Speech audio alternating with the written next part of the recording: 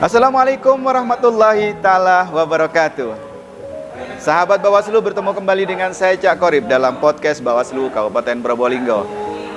Sahabat Bawaslu, kali ini saya ada tamu istimewa luar biasa. Beliau adalah Ketua Pertuni Persatuan Tunanetra seluruh Indonesia yang ada di Kabupaten Probolinggo, Mas Rizky. Dan kita pada tanggal 14 Februari 2024 ada gelaran pemilu, dan 27 November 2024 ada gelaran pilkada. Dan pada tahun 2002 ini kita sudah mulai masuki tahapan-tahapan di mana sebentar lagi masuk tahapan pendaftaran partai politik.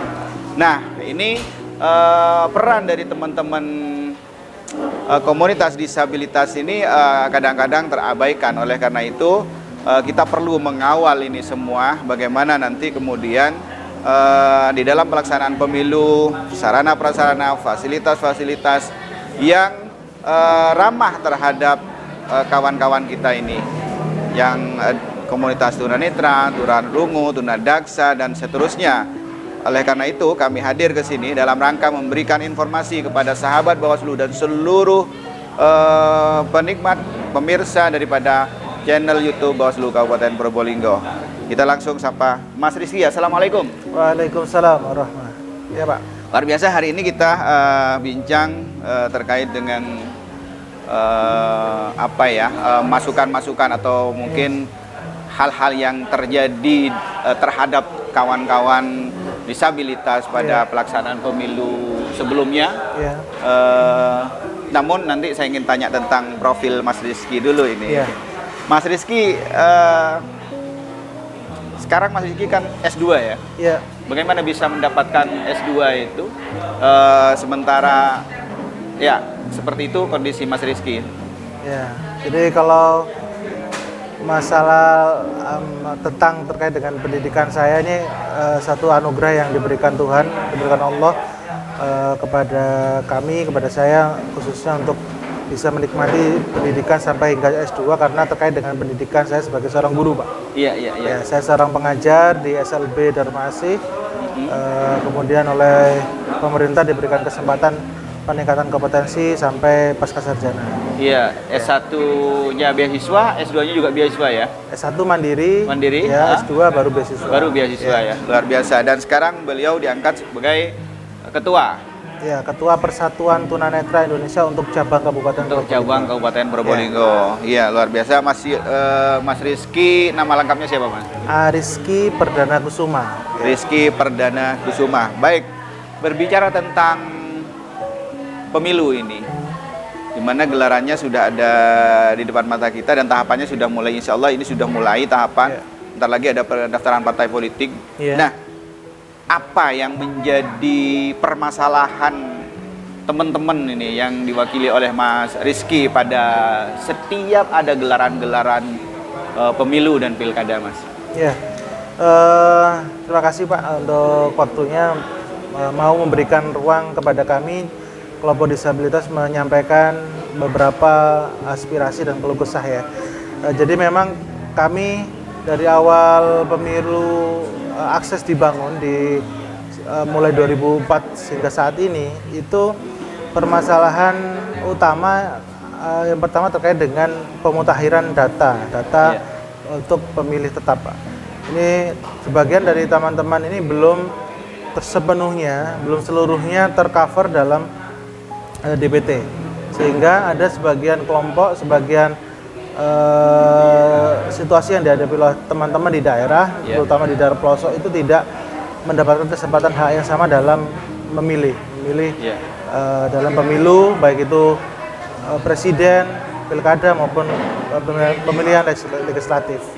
Selain itu, kami juga hingga saat ini belum banyak dilibatkan dalam proses perencanaan, kemudian pelaksanaan hingga monitoring dan evaluasi untuk KPU ya. Karena saya rasa akan lebih mudah kalau KPU ini memang melibatkan teman-teman disabilitas, baik itu secara langsung maupun tidak. Secara langsung ini artinya adanya komisioner dari kelompok disabilitas. Secara struktural ya, kira-kira itu ya. Kalau secara tidak langsung ya sering adanya ruang diskusi seperti tadi itu Pak, seperti kami diajak diskusi, kami diajak merencanakan sebuah kegiatan kampanye misalnya atau sosialisasi di masyarakat yang di dalamnya ada kelompok disabilitas. Ya, di samping itu tadi permasalahan tentang DPT yang kemudian sering terlewatkan. Prakteknya mungkin seperti apa biar teman-teman dari pelaksana ini tahu ketika ada pendataan, apakah kemudian teman-teman disabilitas itu dilewati atau bagaimana ini Mas Rizky? Ya, dari beberapa informasi anggota kami di organisasi ya. Jadi ketika pelaksanaan itu akan diselenggarakan, kami selalu memberikan dorongan, jangan sampai golput, jangan sampai tidak memilih, karena itu hak kita. Kalau ada pemimpin kita yang salah dipilih, itu menjadi kesalahan kita. Makanya jangan sampai tidak memilih dan tidak bertanggung jawab atas pemilihan kita, kan gitu Pak ya. Tidak boleh sampai golput. Nah, setelah itu pelaksanaan dari pemilihan sendiri selesai, kami evaluasi lagi apakah teman-teman memilih sebagaimana mestinya, apakah mereka difasilitasi oleh teman-teman KPPS yang ada di sekitar rumah tempat tinggal. Dan ada laporan beberapa ini dilewati artinya tidak diberikan kertas kuning gitu kertas suara hak pemilihnya, sehingga dia tidak bisa memilih. Kemudian ada faktor lain, yaitu ketika dia diberikan kesempatan oleh petugas, ini sudah dihimbau, Pak, putranya didampingi, kalau nggak didampingi kami tidak bisa gitu. Padahal ini kan juga menjadi tanggung jawab bersama Pak petugas KPPS yang ada di tempat memberikan hak yang sama. Seandainya memang tidak ada yang mendampingi, itu bisa dijemput kemudian memilih bersama. Atau seandainya pun memang tidak bisa bergerak dari posisi tempat tidur atau dalam kondisi sakit, itu bisa petugas yang hadir didatangi untuk menyalurkan aspirasi melalui suaranya itu. Iya, jadi itu sahabat Bawaslu perlu diketahui juga kepada semua masyarakat, terutama tetangga-tetangga kanan kiri yang mempunyai sahabat-sahabat kita yang difabel, yang mempunyai tunarungu, tunanetra, kemudian tunadaksa. Tolonglah istilahnya dibantu, terutama ketika pendataan itu tolong dibantu, disampaikan, dilaporkan kepada petugas, kemudian sampai benar-benar tercatat namanya, dan kemudian pada saat pelaksanaan pencoblosan itu tolong juga dibantu, diantarkan, kalau enggak disampaikan kepada petugas untuk benar-benar diperhatikan. Termasuk juga nanti tentu bagaimana terkait dengan sarana pada saat pencoblosan Mas Rizky. Sepengetahuan Mas Rizky terhadap pelayanan atau fasilitas yang disediakan oleh petugas pada saat di TPS. Ya, karena memang mungkin belum adanya pemutakhiran data tadi Pak ya. Iya. Ada mungkin tercatat di situ disabilitas tapi tidak detail, apakah dia netra, apakah daksa, apakah tuli, sehingga seandainya di situ ada disabilitas netra yang membutuhkan template braille, tidak tersedia. Sedangkan tempat lain yang tidak ada tunanetranya, tidak ada disabilitas netranya, ada template braille-nya. Ya, sehingga tidak merata. Nah, ini mungkin menjadi kurang maksimal ya, penggunaan penyediaan akses. Kalau kami menyuarakan kami tidak disediakan, pasti dijawab sudah disediakan kok. Cuman karena pemetaannya kurang tidak tepat, detail Pak ya, kurang tepat betul.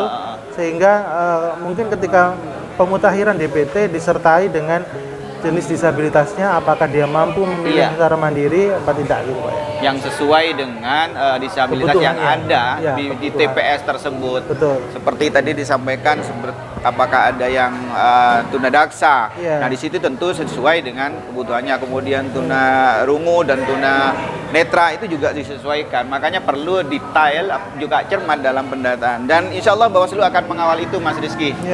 dan kami akan selalu koordinasi dengan teman-teman disabilitas termasuk dengan Pertuni. Siap. Juga yang Kepala Sekolah SLB Pak Isa, kami juga akan itu kemudian diawali kami dengan melakukan MOU tadi ya. Ada MOU dengan SLB dan juga ditambahi dengan melakukan koordinasi dengan teman-teman komunitas disabilitas yang ada di Kabupaten Probolinggo.